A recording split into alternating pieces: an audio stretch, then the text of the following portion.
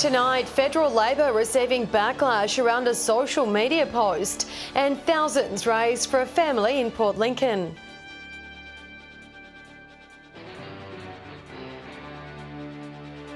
From our 7 Spencer Golf studios, your nightly news with Louise Hedger begins now.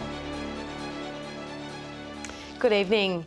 Federal Labor is under fire tonight over a social media blunder. It's deleted a post attacking Scott Morrison, which featured an image of wireless steelworks owner Sanjeev Gupta. A political attack gone wrong. Sanjeev Gupta featured in a Labor Party tweet accusing the coalition as only helping the top end of town. Days after Mr Gupta hosted the opposition leader at the steelworks. This false picture to vilify people right across the board, and the closer it gets to the election, the worse it gets. The tweet showed Bill Shorten with workers compared with an image of Prime Minister Scott Morrison with business leaders. It was posted by Labor's official account before quickly being withdrawn. The tweet was actually about Morrison's lack of support for penalty rates when it comes to workers in Australia. Mr Ramsey says that the attack shouldn't involve community leaders.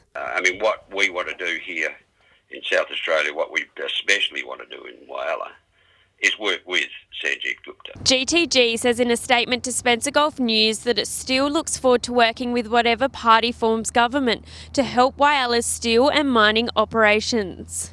Shari Ham, 7 Spencer Golf News. The father of a young boy living with cancer has thanked the Eyre Peninsula community for its incredible show of support. More than 7 times the hoped amount has been raised for the Kemp family so far, smashing its $10,000 target in under 24 hours. A fundraiser to support a local family and a little boy in need. Only 7 years old, Jack Kemp has fought nearly his entire life against an aggressive and rare form of brain cancer.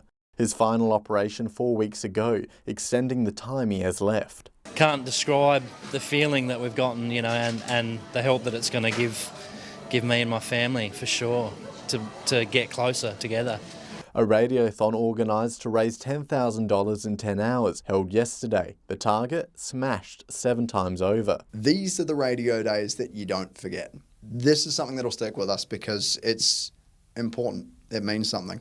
Just 4 hours into the fundraiser, the team had raised over $15,000. Hundreds of phone calls, online donations and even people from the street coming in to donate their money. The total increasing by thousands every minute. The fundraiser gaining traction across the region, hundreds posting photos of them giving Jack the thumbs up. Just to be able to give that support to the Kemp family, and it's not going to stop what's happening, but it's going to help in some small way. Communities and businesses rallying behind the fundraiser. The Port Lincoln Hotel donating $1 for every meal served, while that coffee cart donated 100% of its profits for the day. The team finishing yesterday's radiothon with $45,000 raised.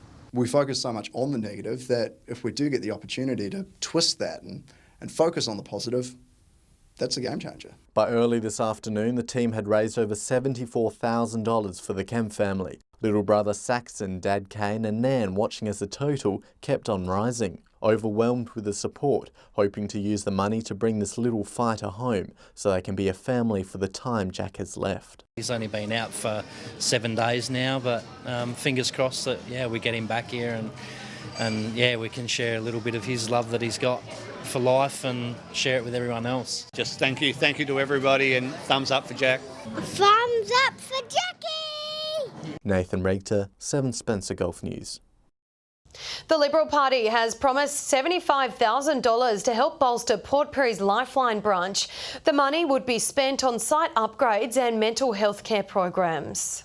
Offering Lifeline a lifeline. The Coalition making an election promise to bring in more funding for the non-for-profit Port Pirie branch. $75,000 for 3 projects that will support the important work that Lifeline does in combating risk of suicide and combating depression. The money being spent on a new veranda for volunteers, a cotton press to help with packing of donated clothes and a new program called Watch Your Back. At the moment the machine we've got is meant for wool. This particular machine that we're asking will be made for cotton. The money aimed at helping Lifeline in its suicide prevention work in the community. Everywhere we're trying to reach out, and Lifeline are doing a wonderful job here in Port Pirie. Andrea Broadfoot of Centre Alliance saying a more strategic approach to mental health is needed. We need to have a very structured way that people, wherever they are, can access these services and not have, I guess, a piecemeal approach to the way that funding is rolled out. Labor has previously promised $197 million to boost Australian mental health programs. Dominic Beaton, 7 Spencer Gulf News. A new $500,000 insect X-ray machine in Port Augusta is set to bolster South Australia's defence against fruit flies. The insects bred inside the local facility also hoped to fight the problem across Australia. A new piece of armour in the fight for biosecurity. We need to protect our horticulture industry, worth $1.2 billion a year. The state government committing $500,000 to purchase an additional X-ray irradiator at Port Augusta's sterile insect facility. The new irradiator is going to double the amount of fruit fly that we can sterilise at any one time. The additional X-ray machine will provide a backup for the centre and will also aid in the development of the fly's young. The quicker we can get them processed, the quicker we can get them to a rear out centre.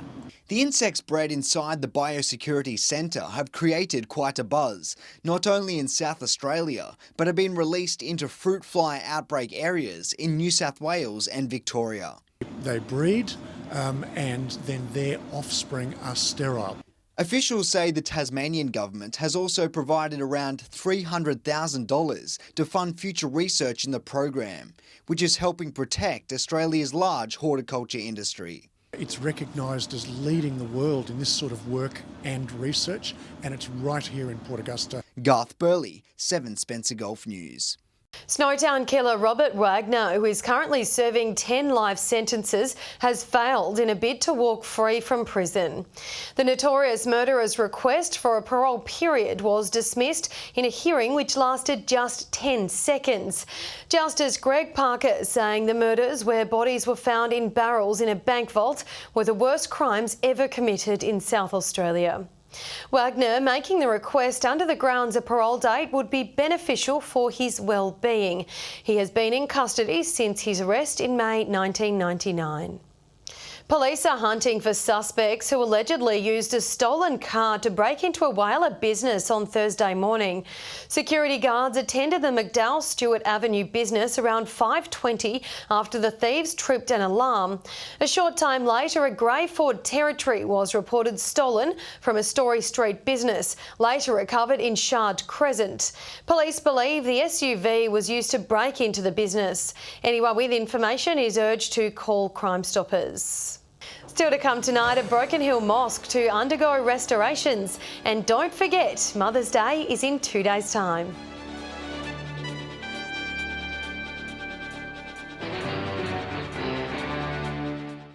Hello again. The Broken Hill Mosque will undergo extensive restoration works with state and council funding. The place of worship was built in 1887, the first mosque to be built in New South Wales and the only surviving Garntown mosque in Australia today. It was listed on the State Heritage Register in 2010 for its connection to the Afghan Cameli history of the region. A number of structural repairs will be carried out, with the work expected to be completed by the end of this month. With Mother's Day just 2 days away, Port Augusta volunteers have been busy bunching flowers for the big day. The group will be selling the arrangements, with the profits to funnel back into the local community. Boxing up a special delivery for Sunday's special day. Volunteers from the Port Augusta community charities busy bunching a colourful array of flowers for Mother's Day. We've had volunteers working here from Tuesday up until Saturday evening. We'll finish about 7, 8 o'clock at night. The workshop tables are full of all types of floral friends, but mainly chrysanthemums. We have mostly chryses here, and later on we'll have proteas, we'll have banksias. The method looks simple. Bunch, wrap, chop, then decorate. But over the last 13 years, this tried and tested routine has proved effective. How much money did you raise last year? Just over $1,700 clear profit. We were thrilled. The volunteers will be selling arrangements at the Port Augusta Pigeon Club, with the proceeds to be donated back into the local community. And with Sunday fast approaching, volunteers say the best way to a mother's heart is to spoil her with flowers. Because mums are special people. They do everything. Mums do everything. Garth Burley, 7 Spencer Gulf News. Port Perry's Helping Hand Lil home has officially unveiled a gazebo in the centre courtyard. The ribbon cutting didn't quite go to plan though, with a torrential downpour over the arbour, causing guests to take cover under neighbours' verandas. The opening ceremony thanking the town's Rotary Club for its donations to help make the structure a reality. They've fundraised over $4,000 for this arbour to come into being, and already it's proving to be a really popular destination for residents to gather and enjoy the sunshine. The home says residents are already enjoying the arbour when the sun is out. Federal Member for Parks Mark Coulton is seeking re-election for the 4th time since winning the seat in 2007. The National candidate is in a safe position but faces dwindling support in the far west. In the fight of his political life, Mark Coulton recently toured the Far West region, making a number of funding announcements. $3.5 million will be spent on an arts centre at Wilcannia, with $5 million to support a native fish hatchery at Menindee. He's denied the cash splash is a last-minute ploy to win votes in an area that voted the Nationals out at the recent state election. It wasn't any surprise for the folks at Wilcannia because we've been working with them for probably 18 months. It wasn't just an announcement that was plucked out because there's an election on. Mr Carlton says the Murray-Darling Basin system has received plenty of scrutiny in recent months, but did not buy into opposition calls for a royal commission. I'm disappointed that politics is getting played around the issues with water. I think water is important to everyone. The federal election is on May 18. Patrick Ryanke, 7 Spencer Gulf News. Stay with us after the break. Broken Hill football legends recognised, and Britt will have the weekend weather.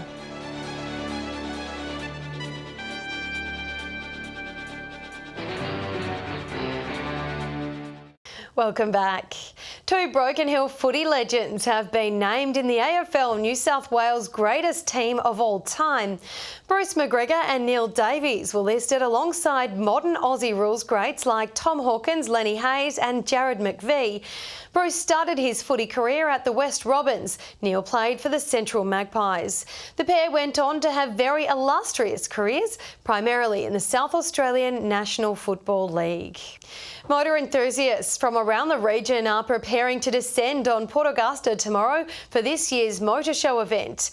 The best engines from land, air and sea are all set to hit the shores of the Wharflands. The council reminding locals road closures will be in place along the Esplanade area.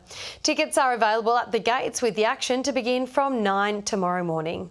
Boxing fans will be gathering for an action-packed Iron Glove boxing tournament at the Whyalla Leisure Centre tomorrow night.